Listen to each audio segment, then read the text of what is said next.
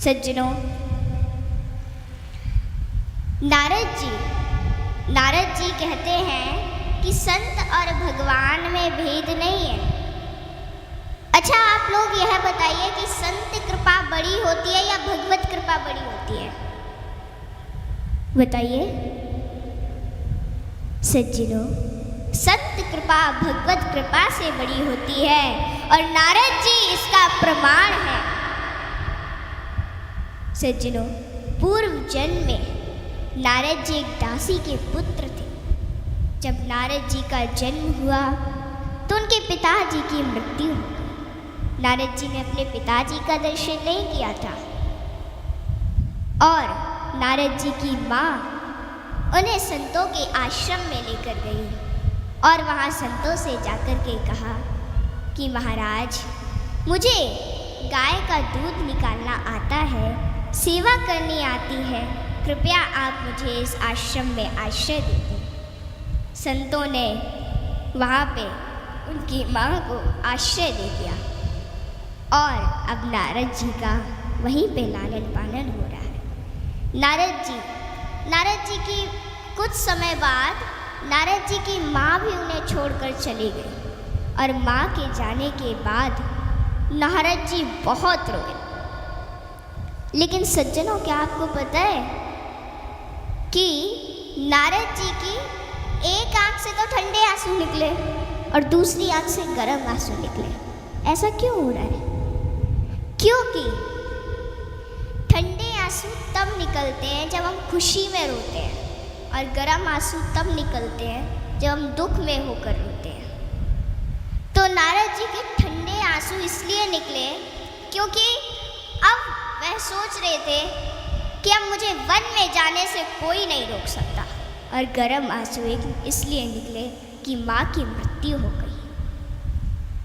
और नारद जी ने अपनी माँ की मृत्यु को परमात्मा की कृपा समझकर और परमात्मा की कृपा समझा और वे बद्री धाम में जाकर और बद्री धाम की गुफा में जाकर और नाचने लगे और इनके हृदय में गोविंद प्रकट हो गए और आज दासी पुत्र रामदास आज संत नारद बन गए।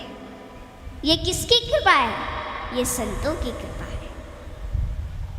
जब नारद जी वहाँ आश्रम में रहते थे तो नारद जी संतों के साथ भगवान का भजन किया करते थे।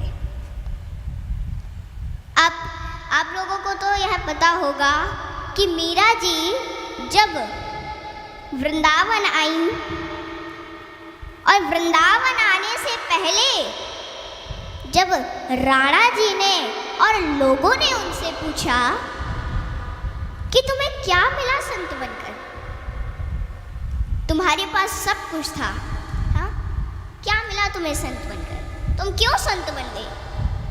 तो मीरा जी ने बड़ी सुंदर बात कही कि जिसको सोना नहीं मिलता वो डायमंड पहनकर काम चलाते हैं, और जिसको डायमंड नहीं मिलता वो सोना पहनकर काम चलाता है, लेकिन जिसको रतन मिल जाता है प्यारे, उसका महल अट्टारियों में मन नहीं लगता। मीरा जी ने सब कुछ छोड़ दिया। मीरा जी ने कहा कि पायो जी मैंने राम रतन धन पायो, पायो जी मैंने कृष्ण रतन धन पायो। और जब लोगों ने कहा कि तुम्हारे पास तो सब कुछ था, महल अट्टारियां सब कुछ था, और राणा ने भी यही बात कही, तो मीरा जी ने कहा कि राणा जी तेरे महलों में आग लगे, राणा जी तेरे महलों में आग लगे, मैं तो चली गोवर्धन राणा, मैं तो चली वृंदावन राणा, मेरे सोए भाग्य जगे, राणा जी तेरे महलों में आग लगे, राणा जी तेरे महलों में आग लगे। कि हमें ये सोना चांदी कुछ नहीं चाहिए, आग लगे तुम्हारे सोने चांदी में, हमें तो बस हमारा कन्हैया चाहिए। सज्जनों, कि पानी में डूबे तो मृत्यु निश्चित, पानी में डूबे तो मृत्यु निश्चित, और भक्ति में डूबे तो मुक्ति निश्चित। दुनिया रचने वाले को भगवान कहते हैं और संकट हरने वाले को हनुमान कहते हैं। ना किसी को नाराज करके जियो, ना किसी से नाराज होकर के जियो। जिंदगी बस कुछ पलों की है, सबको खुश रखो और खुश होकर के जियो। पांच तत्व का पुतला प्राणी सूरत सबकी न्यारी, कलाकार है कैसा भगवान उससे दुनिया हारी। जैसी करनी वैसी भरनी, कर ले सुंदर काम, रेमन अब तू चेत जा, भजले हरि का नाम। जिंदगी मिली है तो कुछ करके दिखाओ, जिंदगी मिली है तो कुछ करके दिखाओ। वक्त अगर खराब है तो उसे बदल के दिखाओ। मित्र वही जो भीड़ में खोने ना दे, और लक्ष्य वही जो रात में सोने ना दे। जिसकी गति और मति सत्य की होती है, उसका रथ आज भी श्री कृष्ण चलाते हैं। भाग्य कोई लिखा हुआ दस्तावेज नहीं है, इसे तो रोज रोज स्वयं लिखना पड़ता है। हाँ? औलाद की खातिर किसी का हक मत खाओ। औलाद काबिल हुई तो खुद कमा लेगी, और नालायक हुई तो आपका बना बनाया सब जाया कर देगी। जिन खेतों में बारिश नहीं होती वहाँ की फसलें खराब हो जाती हैं, और जिन घरों में धर्म संस्कार नहीं होते वहाँ की नस्लें खराब हो जाती हैं। हमारे जीवन में 7 सुख होते हैं। अगर ये 7 सुख है ना आपके पास तो हम धन्य हैं। और वो 7 सुख कौन कौन से सुख होते हैं? पहला सुख निरोगी काया, दूजा सुख घर में माया, तीसरा सुख कुलवंती नारी, चौथा सुख पुत्र हो आज्ञाकारी, पांचवा सुख स्वदेश में वासा, छठवां सुख राज हो पासा, सातवां सुख संतोषी जीवन, ऐसा हो तो धन्य हो जीवन। हाँ? आवत ही हर शय नहीं, नैनन नहीं स्नेह। आवत ही हर शय नहीं, नैनन नहीं स्नेह।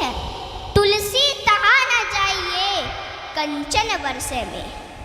कि जिस स्थान या जिस घर में आपके जाने से लोग खुश ना होते हो, और उन लोगों की आंखों में आपके प्रति प्रेम और ना ही स्नेह हो, तो वहाँ हमें कभी नहीं जाना चाहिए, चाहे वहाँ धन की वर्षा क्यों ना होती हो। हाँ? यदि किसी बच्चे को उपहार ना दिया जाए तो वह थोड़ी देर रोता है, पर संस्कार ना दिया जाए तो जीवन भर रोएगा।